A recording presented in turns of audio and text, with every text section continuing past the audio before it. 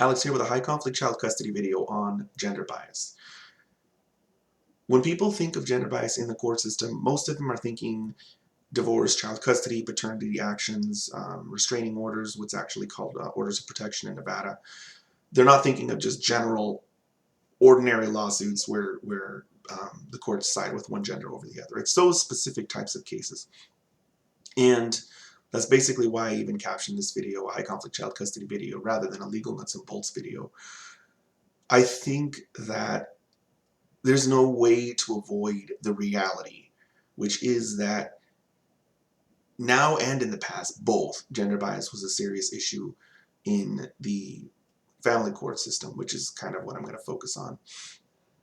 It wasn't just an issue as to the courts automatically favoring women, because if you go back far enough, there was a time when the courts automatically favored men. And what I mean by automatic is, absent the parent being like a drug addict or a criminal, it was going to go their way, whether it was men or women.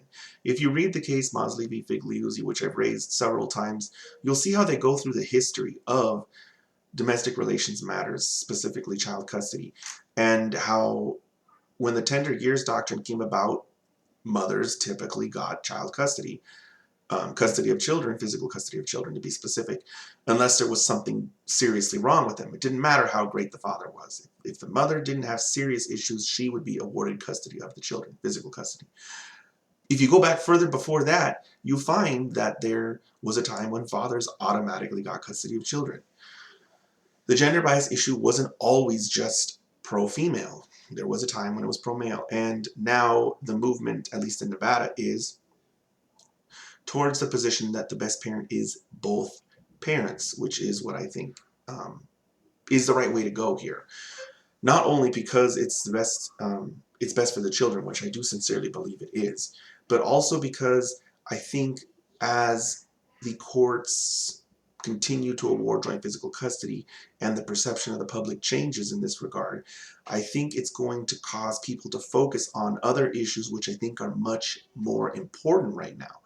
For example, dealing with child abuse and neglect, dealing with personality disordered abusers, dealing with incompetent judges. And I think a lot of that is because of what I've mentioned before in my previous video, there being too much discretion when it comes to domestic relations matters. I talk about this a lot in the video, discretion. I focus on it. I think that a lot of the problems will be resolved when the courts have a lot less discretion in child custody and divorce actions and other domestic relations types of cases. Where you see incompetence, ignorance, preconceived notions, and bias bleed through is in areas of the law where the courts have discretion. I don't see hardly any judges in Nevada flat out refusing to comply with the law as far as all the new statutes that I just talked about, which are associated with joint physical custody being the default. I don't see judges ignoring that. If there is a statute, the judges tend to follow it, even if they disagree with it. Sure, there are some exceptions out there, but for the most part, that's not where we're seeing bias anymore.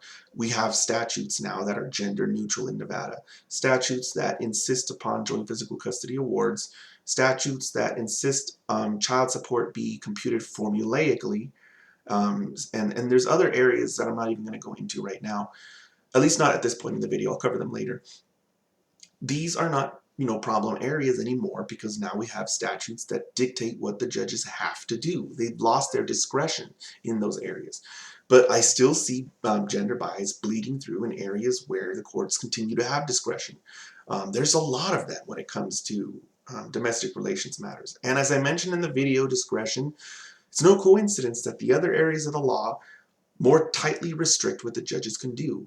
In these other areas of the law, where banks are involved, insurance companies, businesses, these entities do not tolerate the courts having all this latitude. These entities want predictability. They want to be able to be much more certain as to what's going to happen to them if they go through the system. And this is also something I talked about in the MGTOW and MRA video, how right now these organizations are upset about the gender bias that they're seeing in the court system. But once the gender bias goes away, I think both genders, men and women alike, are going to start to see the problem that I've been seeing, which is that people want to have some sense of certainty as to what's going to happen to them when they go through the system. People are going to see that judges being able to do whatever they want is problematic.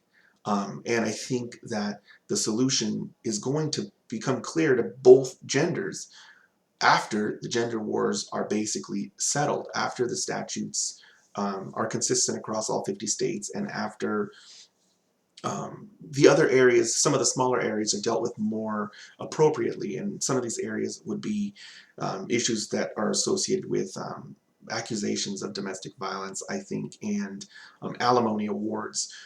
In all these areas, movement is being made away from, I don't want to say gender bias because it's not really how the laws are crafted. I'm going to try to avoid this topic for now until I go into actual examples, which I will. The point here is, I think we do need to deal with the gender bias problem.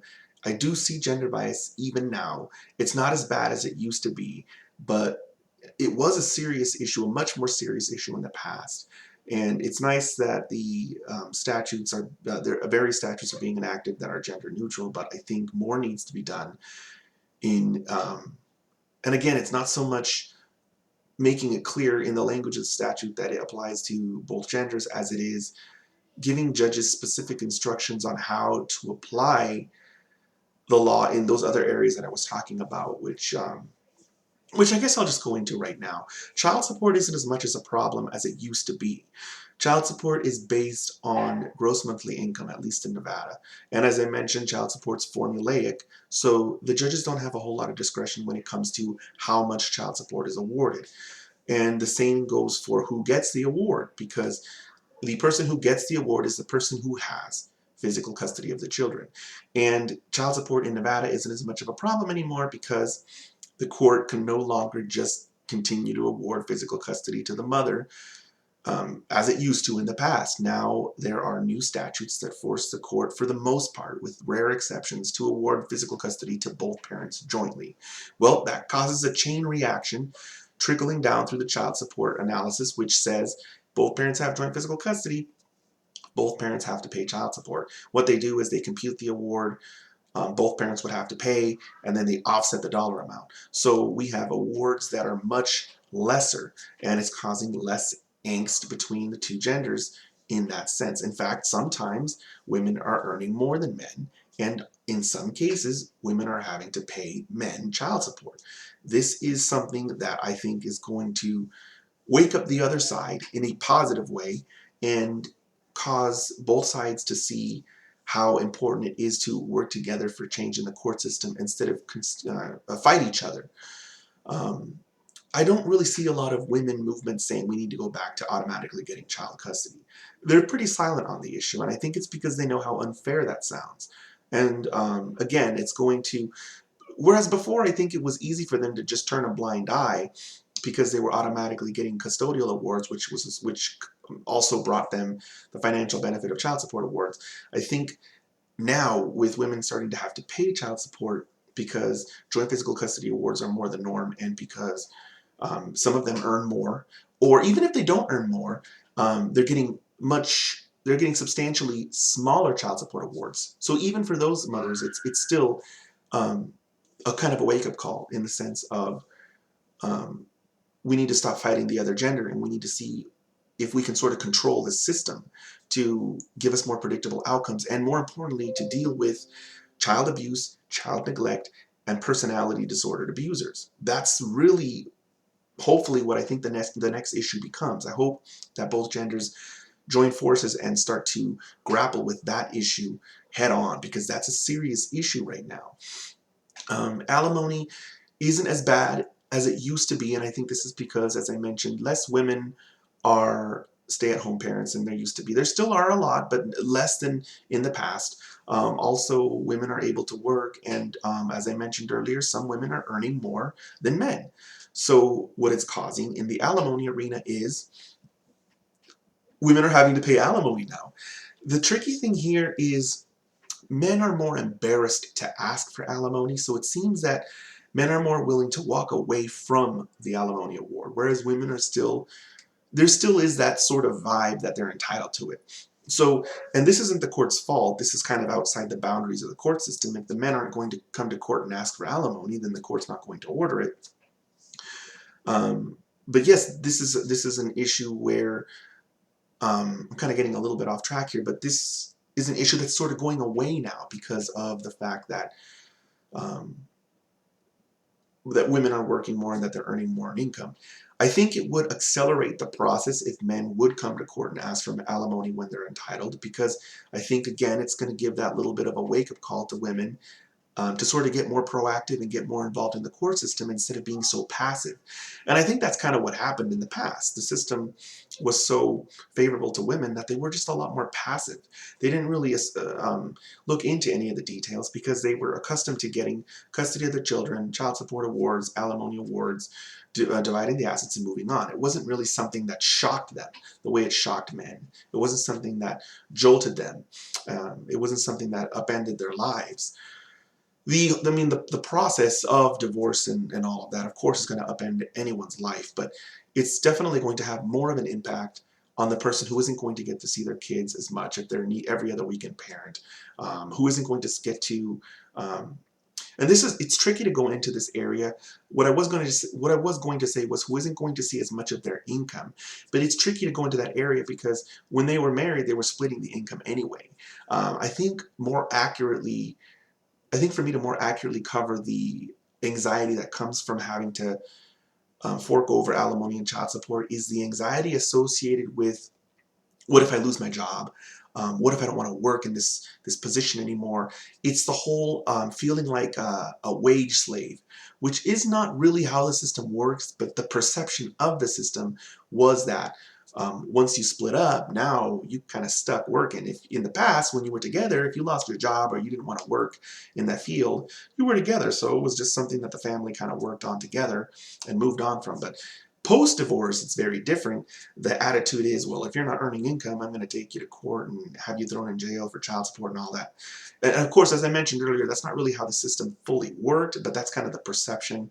I'm not going to go into the details as to how to fight imputation of income and child support modification. I have other videos that cover that, but that was the perception, and that perception is starting to go away.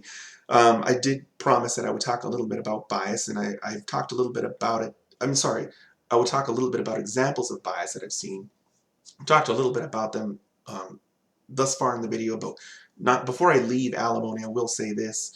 The alimony statutes are pretty strict as to who's going to get the alimony award, and that's going to be the parent that was a stay-at-home parent, or the parent that was supporting the other parent when it came to, I don't know, helping them increase their value in the workforce, like for example, maybe supporting them while they went to college or something like that.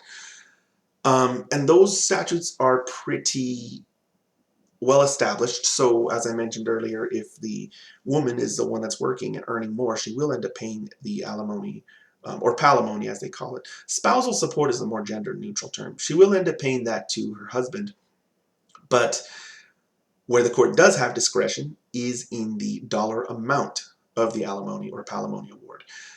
And yes, I do kind of see a little bit of bias there when it comes to women getting their spousal maintenance award. It does seem to be higher than the situations where men get a spousal maintenance award. I think this is mainly because judges feel bad. When it comes to men having to pay alimony, I think judges are just used to it. It's what they've been doing since forever. When it comes to women having to pay spousal maintenance or spousal support, I think judges feel bad. It just rubs them the wrong way, and they have discretion as to setting the dollar amount. And because they have discretion, that's where the bias bleeds through. I've talked about that, kind of beating a dead horse here. You're going to see bias, preconceived notions, and ignorance bleed through in the areas where the courts have discretion. And again, I don't think it's that judges hate men. I just think it's that judges feel bad for women that have to pay spousal support. Gets under their skin or something. Another area is contempt of court. There's no denying it, that when contempt of court is on the table, or when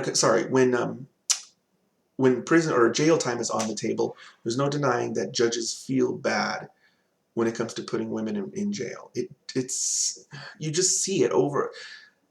I don't want to say over and over again, but as a person who was in the court system representing himself for 6 to 8 years, and I watched a whole lot of other hearings, and I stayed in close contact with other people who were going through the system, it seems to me that it's more likely that the judge will put a man in jail, and it's more likely that the judge will impose a fine on a woman. It's more likely that the judge will put men in jail for for longer amounts of time. And if the judge is going to put a woman in jail, it's more likely that it's for a couple of days. Again, this is just anecdotal. This is just what I've seen. But people do want my opinion. And if I just kind of say I don't have statistics, it's going to upset people. I do have opinions. I do notice trends. I do notice tendencies. I do see that. Another thing is domestic violence. When women accuse men, it's very different from when men accuse women. Now, the statutes are gender neutral. And there is a case that I'm going to go ahead and post in the description below that people can click on the link and read the case, where they'll see kind of what I'm talking about here. It's very on point, and I think it came out 1 or 2 days ago. It seems to me that when women are accused of domestic violence, more evidence is needed. The judge needs a whole lot more convincing. In the particular case I'm talking about, the judge mentions, oh, well, it was just an isolated incident. It was just one time. It wasn't that bad. She didn't hurt him that bad. And the Supreme Court does address it. They do state that, you know, a battery is a battery, no matter how slight. And they still affirm the decision, though, because they mention that the domestic violence disqualification statute, which I talk about in my video, Domestic Violence, it disqualifies a parent from having physical custody. The disqualification language allows for it basically states that it's a presumption that the parent who committed domestic violence should not have custody or physical custody of the children, and that the presumption can be rebutted. And what the Supreme Court did in this case was they looked at the judge's analysis and all of the other areas of the case, and they decided that they were going to go ahead and use the fact that he said it was an isolated incident and that it wasn't that bad, to have the presumption rebutted and basically have it so that it didn't apply to the woman. And again, there's no way to really know for sure for a person who hasn't looked at every tiny detail in the case to know if that judge had a gender bias issue that was pro-female. But at the same time, the perception is what the perception is. Over the course of the last 50 years, people are convinced that there's gender bias in the court system. And when decisions like these come out, and the court has discretion to sort of consider all of these other things and sort of look past the domestic violence in a situation where a woman was accused, it looks like bias, and people sort of just go with it. The movements out there that claim there's bias aren't going to look into all the details, and for good reason. They have every justification to do this after having seen bias for so long. So again, this is just one example. It seems to me that if the roles are flipped, and it's just a one-time deal with a man, it doesn't matter. It's held against him. If it wasn't that bad, there's no such thing as it wasn't that bad. When a man is accused, I mean, again, these are just trends that I see. People come here for my opinion, not for statistics, which there are really none on this. And when I talk about statistics, I don't talk about crimes against women versus crimes against men. I talk about how often is the domestic violence presumption rebutted versus how often is the domestic violence presumption rebutted for men versus women. There's nothing out there on that. Same thing for child support. There's plenty of statutes on how much money men pay versus how much money women pay. But it's not that simple, because those don't take into consideration the fact that the statutes are formulaic, and that the statutes look at gross monthly income, and that men have a tendency to earn more than women. So you can't really draw bias from those statutes because there's too many other things connected to it. You know, same thing for Alimony Awards. Again, people look at statistics on how often men pay women alimony, but how do you untangle the fact that for the most part, there's more women that stay at home than men. For the most part, men earn more in income than women. These little details aren't really peeled out of those numbers. There's numbers out there that are aggregate, but the language of the statutes that control who gets alimony, who gets child support, those don't discuss you should pay more because you're a man or a woman. Those are connected to things that are not gender-based. Are connected to, like I mentioned earlier, income and other factors.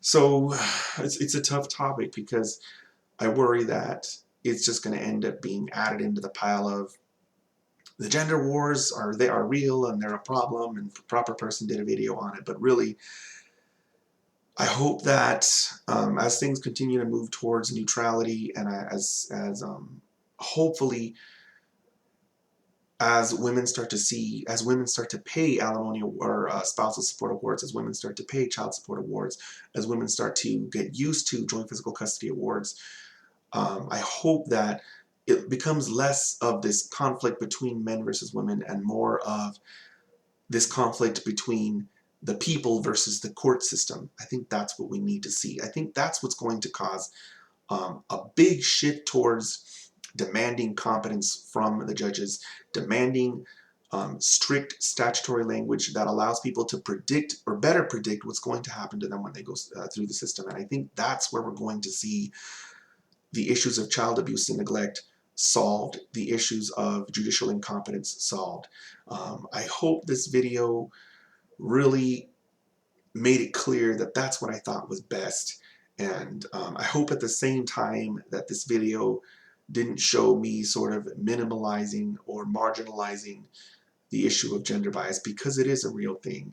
It's, you know, even in other little areas like where parents don't show up for a hearing, we'll say father doesn't show up to a hearing and the court enters a decision against him because he didn't show up. Mother doesn't show up during a hearing, and all of a sudden there's a continuance. Due dates. Father's late on filing a responsive pleading. The court enters a decision. Mother's late. The court gives mother an extra 3 weeks. And again, I think this is because the courts feel bad. The court's got a motion pending and a hearing on modifying custody, and mom doesn't show up. The court feels bad taking the kids away from mom and giving them to dad, even though she needs to participate in the process. Yet when father does the same thing, the court doesn't feel as bad about it. And it's tricky because it's sort of it's like I mentioned a few times, it's not that judges hate men, it's that they're used to the idea of children being with their mother, and as I mentioned, it seems to get under their skin. It seems to scare them. And maybe it's public perception. Maybe maybe they fear it blowing up in their face and getting in the news, which does happen. There's a couple of examples of that happening in Nevada. Both times it was a mother. The fear and the concern, it's there. And it comes from somewhere. It comes from the past. It comes from the public's sort of subconscious perception as to who children should be with. These things come from somewhere. I really don't know if I have anything else I can really cover on this topic, really, when it comes to just sort of talking to the camera. I think there's probably going to be a lot of comments, and I'll address the comments, as I read them. I'll try to, discuss, and this is probably going to be one of those things where there's more of a back and forth. I may end up doing a live stream on this in the future. In fact, it may be my next live stream. We'll see how things go. With that, I'm going to go ahead and end this video, and I'll see you guys next time.